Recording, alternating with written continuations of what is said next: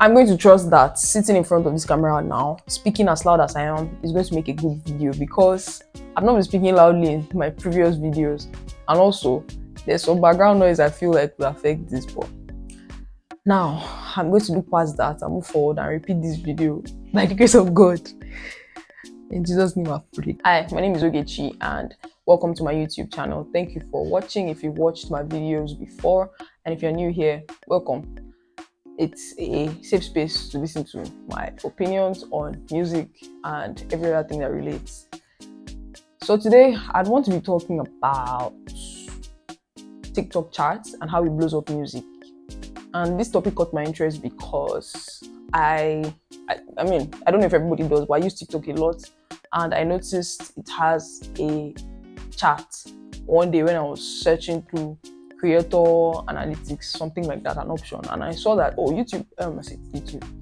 TikTok has its charts, and I was surprised. And that is where you can see the live feed of whatever sounds that keep coming up to you. You're like, oh, this is why this sound is in my face, it's trending, or people are listening to it in this region. Like my region will have certain songs, somebody else's region will have other songs. So I think TikTok has become a very big influence on music, streaming numbers, people's career influence and the likes. It's so amazing to see. I didn't think that when people were talking about it 5-6 years ago it was going to be this much, but it's not new.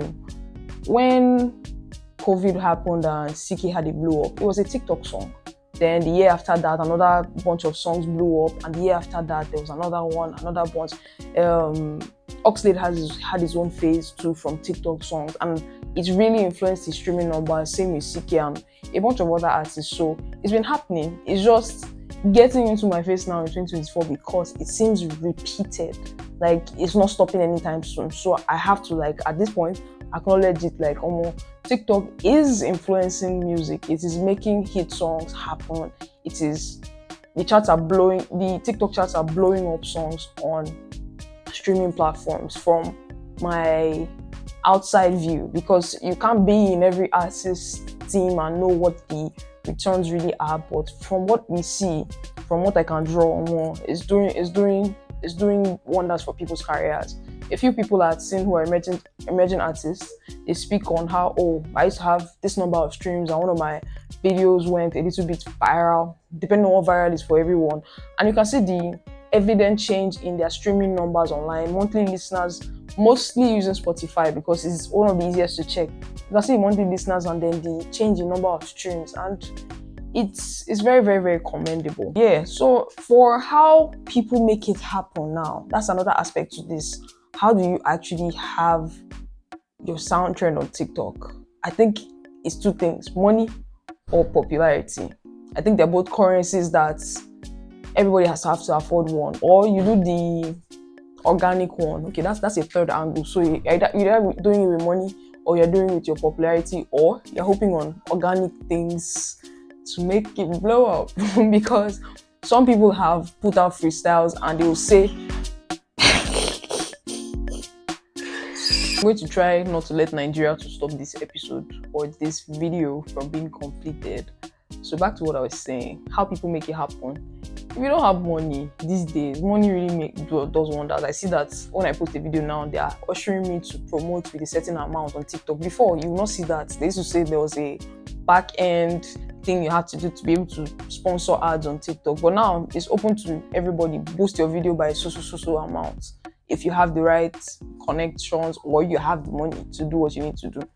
I feel like it's become more obvious that you need money to do a lot of things in the music industry, and this is one of those things. If you want your songs to blow up, even if you're not spending money directly on the ads, I've tried to price influencers before, and I know how much it costs. So if you pay a bunch of people, dance to this song, vibe to this song, and they do a bunch of posts, it will actually influence it. More people would use it because it's just typical of human beings. You're following someone's lead. We have people we enjoy watching, so if they recommend something, you check it out. It's not always directly translating to, because I use somebody that has 1 million streams, I'm going to get 1 million followers, I'm going to use this to get 1 million streams. It's not always like that, but I think people get something out of it. So there's money, then there's popularity. If you can blow up. If you have a very huge platform, do anything else. I could be a skip maker right now with many followers, and if I decide to push a song because of that popularity, or if I'm the owner of the song, my song will actually do a bunch of numbers of streams, because I should be able to convert maybe at least 40% of my audience who like me for skits into that. And we're seeing it with live examples. People drop songs. Let's even use one really popular example, which is Machala, the song that Bertiga and Carter Efe had. It runs so big. I don't know what the number of streams are presently, but at the last time I checked, I'm like, this is some influence from this guy's skip making career or his page. I'm not saying they may not have put more money inside, but to me, popularity was part of the factors that pushed that song, and even singing about a popular artist as well. So it's a whole bunch of things. When we talk about music, there are many factors to what makes things happen, but the one me I'm focusing on is this angle: popularity, in terms of how can your song be on the TikTok charts and blow up or be a hit.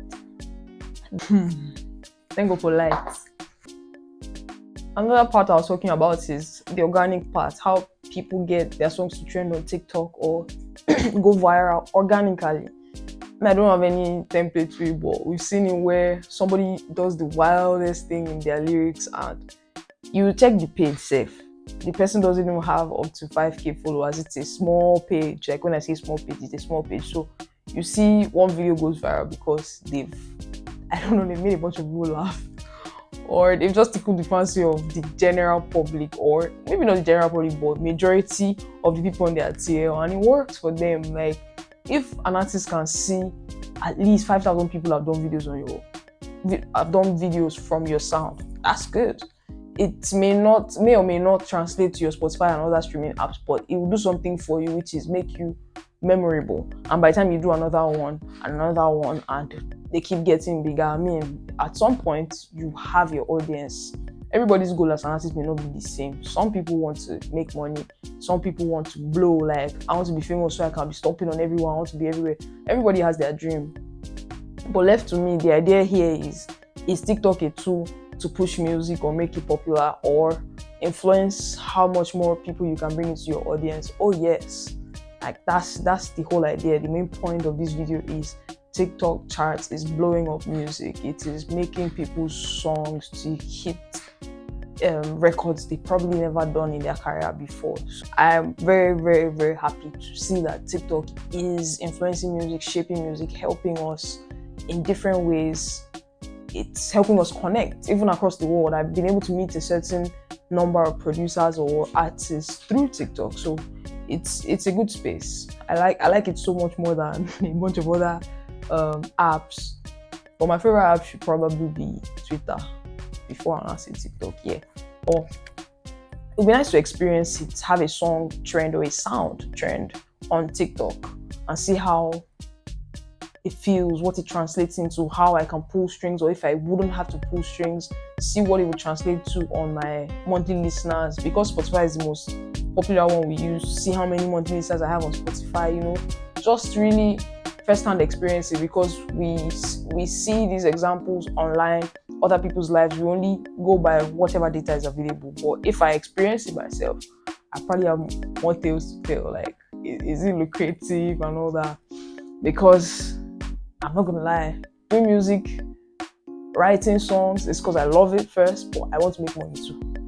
I want to make money. It's like doing YouTube to talk. Sometimes talking for me is exhaling. So I feel like this channel is part of that. I'm exhaling thoughts that I would just have in the house or in my brain. At the same time, I still want to make money off it. If my channel gets monetized and all that, I don't mind money. You get? So I think that's the same thing for music. Yeah. I believe I've touched on every part that may have come across my mind when it comes to TikTok influencing sounds or making hits for people. So